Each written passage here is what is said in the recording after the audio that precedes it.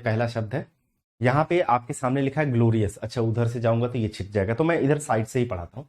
तो पहला यहाँ पे आपके शब्द है सिनोनिम का, वो है ग्लोरियस। देखो, अगर मैं ग्लोरियस की आप लोगों से बात करूँ ना, अगर किसी चीज को आप बोलते हो सर बहुत ही ग्लोरियस है, तो ग्लोरियस का मतलब होता है शानदार। कोई चीज जो क्या हो, आपने कहा बिल्कुल स्प्लेंडेड हो, स्प्लेंडेड हो, या कह सकते हो आप एक्स्ट्रा ऑर्डिनरी हो, या जिसे आप बोल सकते हो मैरवेलस हो, मैरवेलस, या आप इसे इंप्रेसिव भी बोल सकते हो। इंप्रेसिव क्या चीज होती है ना, जो चीज बिल्कुल देखिए आपको कौन सी चीज है जो इंप्रेस करती है, क्योंकि कहीं ना कहीं हम लोग जब वोकेबलरी पढ़े हैं शुरुआत से, तो हमने एक अपने दिमाग में अलग से कोई हिंदी मीनिंग या कुछ अपना एक पर्सपेक्टिव बना लिया है। तो जैसे मान लीजिए मैंने यहाँ पे ग्लोरियस बोला, और ग्लोरियस का मतलब मैंने आपको शानदार बताया। जब मैंने इसका सिनोनिम बताया तो मैंने आप सभी लोगों को स्प्लेंडेड बताया, एक्स्ट्राऑर्डिनरी बताया, मैर्वेलस बताया। यहां तक उम्मीद करता हूं किसी स्टूडेंट को प्रॉब्लम नहीं रही होगी। लेकिन जैसे ही मैंने ये वाला शब्द लिखा इंप्रेसिव, तो अब आपको लग रहा होगा यार इंप्रेसिव तो अलग चीज हो गई। अब जैसे इंप्रेसिव, जैसे एक दिमाग में आता नहीं, लड़की को इंप्रेस करना है, लड़के को इंप्रेस करना, तो इंप्रेस तो अलग चीज हो गई, है ना। आप जरा इस चीज को देखेंगे, इस पिक्चर को अगर आप ध्यान से देखेंगे तो आप कहोगे सर ये जो सीनरी है ना, ये बहुत ही ज्यादा शानदार है, बहुत खूबसूरत लग रहा है, बहुत एक्स्ट्रा ऑर्डिनरी है, मैर्वेलस है, स्प्लेंडेड है, इंप्रेसिव है। क्योंकि जो चीज शानदार होती है वही हमें इंप्रेस करती है।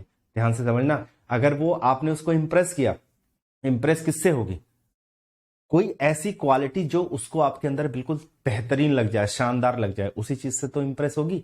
तो ये सब आपस में सिनोनिम है। अब आपने कहा सर इमेंस, देखिए इमेंस के लिए सबसे पहले तो आप यहाँ पे देख लीजिए, देख लिया आपने, यहाँ पे आपको बहुत सारी गाय दिख रही होंगी, उसमें से देखिए कितना भारी भरकम है, तो इनसे बहुत बड़ा है। तो अगर मैं इसको आसान शब्दों में आपसे बोलूं इमेंस का मतलब, तो इमेंस का मतलब मैं ह्यूज बोल सकता हूं आप लोगों से, वास्ट भी बोला जा सकता है इसके लिए। और ये तो हो गए इजी इजी वर्ड। अब अगर मैं बताऊं जो एग्जामिनेशन में बहुत ज्यादा पूछा जाता है, जैसे जाइगेंटिक शब्द बड़ा पूछा जाता है, और उसके अलावा एक शब्द आपका होता है मैमथ पूछा जाता है, कॉलशल शब्द बहुत पूछा गया है एग्जामिनेशन के अंदर, और ये अभी जो सीजीएल बेंच 2022 हुआ था उसके अंदर भी रिसेंटली आया हुआ था। तो कॉलशल हो गया, मैमथ हो गया, जाइगेंटिक हो गया, जिसका मतलब हम लोग क्या कहते हैं, इमेंस। और एक शब्द और है दैट इज मैसिव, तो इसका मतलब क्या होता है, बहुत लार्ज, बहुत बड़ा।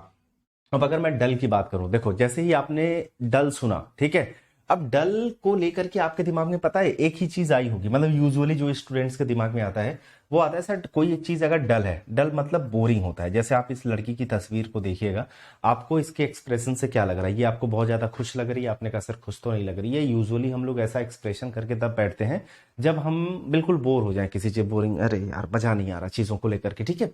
तो डल, बोरिंग। लेकिन सुनिएगा मेरे भाई, अब आपने बोरिंग वाला शब्द तो लिख दिया, लेकिन इसके अलावा कुछ शब्द आपको पता होने चाहिए जो कि बहुत ज्यादा इंपॉर्टेंट है। जैसे एक शब्द आपको पता होना चाहिए दैट इज वियरिशम, ठीक है। वियरिशम के अलावा एक पता होना चाहिए ड्रियरी, ड्रियरी के अलावा एक चीज पता होना चाहिए टीडियस। अब आप सोच रहे होंगे कि देखो भाई अगर हम डल पे ही आगे रुक जाएं तब तो बात ही खत्म हो गई। डल और बोरिंग ये ऐसे दोनों शब्द हैं जो बहुत ही फ्रिक्वेंटली आम बोलचाल की भाषा में प्रयोग किए जाते हैं, आपको भी पता होगा। लेकिन अगर आप किसी से बोलोगे भाई वियरिसम, यूजुअली लोगों को नहीं पता होता है।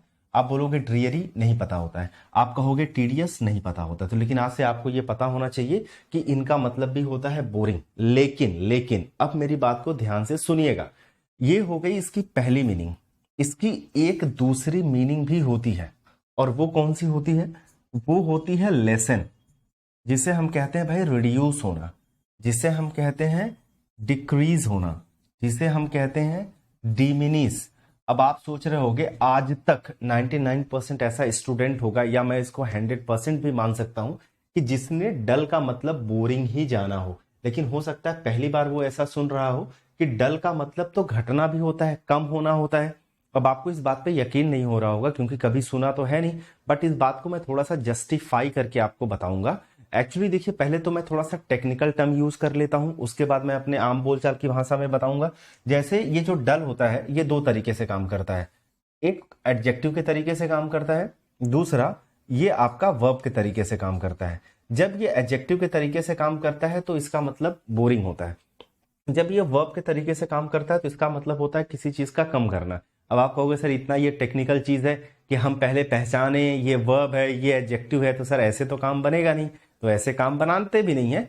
आप ऐसे समझिए कि मान लीजिए अगर आपने कहा, ठीक है, कि यार क्या, जैसे मान लीजिए कोई डेटा है या जैसे या किसी चीज का स्टैंडर्ड है, राइट, या कोई आंकड़ा है जो बढ़ना चाहिए, तो मैंने आपसे पूछा यार कंपनी के जो आंकड़े हैं, जो डेटा है, वो क्या हाल है उसका। आपने कहा सर बहुत ज्यादा डल है। तो डल मतलब ये थोड़ी हो गया कि वो जो हमारे कंपनी के आंकड़े हैं वो बोरिंग है। डल का मतलब नीचे आ रहा है, कम हो रहा है। अब जैसे मान लीजिए कि अभी इंडिया खेल रही है, भगवान न करे ऐसा, क्योंकि मैं बहुत प्रेमी हूं क्रिकेट का, वर्ल्ड कप में सारे मैच ऑलमोस्ट मैं देखता ही हूँ इंडिया के। तो अब जैसे मैंने कहा भाई स्कोर क्या है, ठीक है, क्या परफॉर्मेंस है, आपने कहा सर परफॉर्मेंस डल है, स्कोर डल है, तो उसका मतलब ये है कि स्कोर बोरिंग नहीं, स्कोर कम हो रहा है, रिड्यूस हो रहा है। तो ये दोनों सेंस में यूज होता है, रिड्यूस, डिक्रीज, डिमिनिश और इस सेंस में, ठीक है।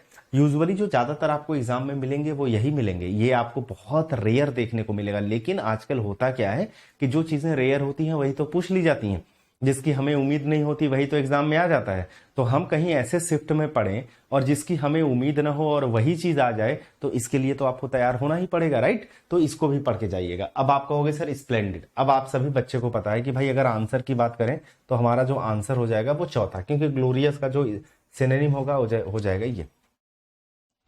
बताइए, आप एक बार सभी लोग बता दीजिए, आपको मेरी बात क्लियर है? बता दो एक बार सभी लोग, क्या आपको मेरी बातें क्लियर है? कोई डाउट हो तो प्लीज पूछ लेना, मुझे नहीं लगता डाउट। मैंने आपसे एक वादा किया था, मैंने आपको 4 से 5 महीने अपने पास रखने की वो कमिटमेंट करी है वोकेबलरी बैच में, लेकिन मैं आपको सिर्फ और सिर्फ 1 महीने बोलता हूं। आप 4-5 महीने तो रहोगे मेरे पास, लाइव क्लासेस चलेंगी, लेकिन 1 महीने में आपकी वोकेबलरी में बहुत अच्छी खासी कर दूंगा, ठीक है। अगला देखिएगा, एडेक्वेट। अब अगर मैं एडेक्वेट की बात करता हूं अगर इसकी, तो आप जरा इस बच्चे को पहले तस्वीर देखिएगा। जब आप तस्वीर देखेंगे, ये कितना है, 1.5 बित्ते का बच्चा है, 1.5 बित्ते का भी नहीं है, उसका मुंह देखो, आधे बित्ते का मुंह है, और कितना कुछ लेकर के बैठा है। अगर मैं आपसे बोलूं कि यार ये बताओ जो ये लेकर के इतना बैठा है, क्या इसके लिए पर्याप्त है? आप कहोगे सर ऑब्वियस सी बात है, पर्याप्त, पर्याप्त से बहुत ज्यादा है। ये जो है बैठा है, ये बहुत ज्यादा इसके खाने के लिए पर्याप्त है, सफिशियंट है, आराम से खा सकता है। तो अगर एडिक्वेट की अगर मैं बात करता हूं तो इसका मतलब क्या हो गया? आपने कहा सर पहला तो हम लोग यही लिख सकते हैं, सफिशियंट, ठीक है। कोई चीज सफिशियंट होना यानी किसी चीज का क्या होना, आपने कहा सर इनफ होना। ये दो ही चीजें आप लिखिए, ये दो ही चीजें आपके लिए पर्याप्त है, ठीक है। और अगर आप लिखना चाहें तो मैं देखिए, खैर आपको थोड़ा सा रिलेट करके बताऊंगा। अब जैसे एक शब्द मान लीजिए मैंने एम्पल लिख दिया, ठीक है। अगर मान लीजिए एक शब्द मैं कॉपियस लिख दूं, या मैं ये शब्द लिख दूं बॉन्टीफुल लिख दूं, अभी सुनिएगा आप, या मैं फिर एफ्लुएंट लिख दूं, या मैं प्रोडिगल लिख दूं, ठीक है। या इसके अलावा अगर एक शब्द मैं लिखूं यहाँ पे आपके लिए, दैट इज ऑप्युलेंट लिख दूं, या फिर मैं कॉपियस लिख दिया है मैंने, ऑप्युलेंट लिख दिया है ना, ठीक है। अब सुनिएगा मेरी बात को। अब आप सोच रहे होगे सर ये सारी चीजें कहाँ से आ गई? अगर आप जानते होंगे तो ये जितनी भी चीजें आपके सामने ये लिखा गया और ये लिखा गया, इन सब का मीनिंग क्या होता है? आपने कहा इनका मीनिंग होता है प्रचुर मात्रा में। इनका मीनिंग क्या होता है? प्रचुर मात्रा में। अब जरा ये जो मैंने लिखा हुआ है और ये जो मैंने लिखा हुआ है, थोड़ा सा मिला करके आप देखिए, ठीक है। थोड़ा सा मिला के देखिए क्या है। आप कहोगे सर अगर कोई चीज सफिशियंट है, अगर कोई चीज एनफ है, पर्याप्त है, तो जाहिर सी बात है वो किस में होगी? प्रचुर मात्रा में ही तो होगी, हाँ या ना? प्रचुर मात्रा में होगी। तो ये सब भी इसके क्या है? आपने कहा सर सिनोनिम है।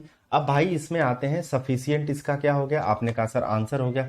एंशियंट सबको पता है प्राचीन होता है। अगर मैं कॉम्पिटेंट की बात करता हूं, जैसे आप लोग क्या हो, आपस में कॉम्पिटिटर्स हो, आप लोग क्या करते हो? कंपीट करते हो, ठीक है। तो कोई भी कॉम्पिटिटर्स को कंपीट करने के लिए क्या चाहिए? आपने कहा स्किल चाहिए, प्रोफिशिएंसी चाहिए, राइट।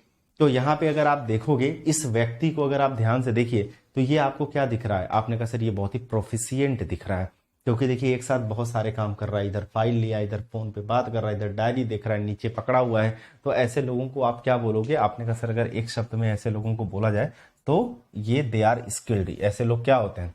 काफी स्किल्ड होते हैं। तो अगर मैं यहाँ पे आप लोगों से कॉम्पिटेंट की बात करूंगा तो इसका मतलब क्या हो जाएगा? आपने कहा सर प्रोफिशिएंट हो जाएगा, जिसे हम लोग एक तरीके से प्रोफिशिएंट बोल लें या स्किल्ड बोल लें। बस इतना ही लिखिएगा, और चीजें लिखने की कोई जरूरत यहाँ पे नहीं है, ठीक है। कीन मीन्स नैरो, क्यूरियस, रुक जा भाई, ठीक है। आगे देखो, प्रिंसिपल पे आते हैं। प्रिंसिपल इतना आसान है। अभी ये रिसेंट देखिए, जितने भी क्वेश्चन आप कर रहे हैं ना, अभी रिसेंटली ये एग्जामिनेशन में पूछे गए क्वेश्चंस हैं। ये क्वेश्चन अभी 2023 के हैं, आपको पूरे मिक्स क्वेश्चंस मिलते हैं। ये जो प्रिंसिपल है, तो एक पहले तो एक डिफरेंस आपको मैं थोड़ा सा समझा देता हूं, जिससे आपका कंफ्यूजन दूर हो जाए। एक तो होता है आपका प्रिंसिपल, ये, और वो है प्रिंसिपल। ये प्रिंसिपल का मतलब होता है मोरल वैल्यू, जो इंसान की अपनी मोरल वैल्यू होती है, या हम इसको ये भी बोल सकते हैं जनरल रूल। हर इंसान का अपना एक जनरल रूल होता है, जिसे हम लोग हिंदी में कहते हैं सिद्धांत। जैसे पापा लोगों का क्या सिद्धांत है कि बेटा सुबह 4 बजे उठ जाना है, 4 बजे उठ के पढ़ाई करनी चाहिए। जैसे मान लीजिए आपके पिताजी होंगे, अगर किसी गवर्नमेंट जॉब में है या प्राइवेट जॉब में है, तो उनका अपना एक सिद्धांत होगा कि किसी से पैसे नहीं लेने हैं, मतलब करप्शन यानी भ्रष्टाचार नहीं करना है, घुस के पैसे नहीं लेने हैं। दुनिया ले रही है, वो भी चाहे तो ले सकते हैं, लेकिन वो नहीं लेते हैं, क्योंकि ये वो उनका सिद्धांत है। तो जो ये प्रिंसिपल है, इसका मतलब मोरल वैल्यू या जनरल रूल होता है। बट वो जो प्रिंसिपल है, इसका मतलब क्या होता है? आपने कहा इसका मतलब होता है मेन। इसका मतलब क्या होता है? आपने कहा चीफ, जिसे हम लोग हिंदी में क्या कहते हैं? आपने कहा मुख्य कहते हैं जिसे। ठीक है, अब यहाँ पे देखिए, दो चीजें आपकी दी गई हैं, एक तो मेजर दिया गया है, दूसरा माइनर दिया गया है। तो माइनर तो होने से रहा, यहाँ पे मेजर हो जाएगा। और पता है, आप इसके लिए ये भी लिख सकते हैं, दैट इज इंपॉर्टेंट। क्या लिख सकते हो आप? इंपॉर्टेंट। क्योंकि भाई आप थोड़ा रिलेट करिए, जब कोई चीज मेन है या चीफ है, प्रिंसिपल है, तो वो क्या होगा? ऑब्वियस सी बात है, इंपॉर्टेंट होगा। ठीक है, अब यहाँ पे आपने बिलीवेबल मतलब का भरोसा करने योग्य। अब देखिए, फ्लॉलेस मैं ऑलरेडी आपको बता चुका हूं।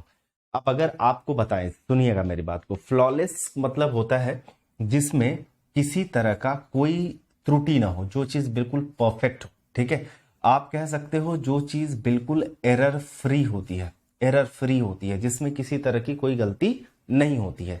अब एक्चुअली ये फोटो मैंने इसलिए लगाई थी, अगर कोई भी जो आपको खूबसूरत दिखता है, जैसे दो खूबसूरत इन द सेंस व्हाट, यानी जो एक उसकी बॉडी है और मन है, यानी फिजिकली और मेंटली, कुछ लोगों को आपने देखा होगा, जितने खूबसूरत मन से होते हैं उतना अपनी शरीर से भी होते हैं, या जितना शरीर से होते हैं उतने अपने मन से होते हैं।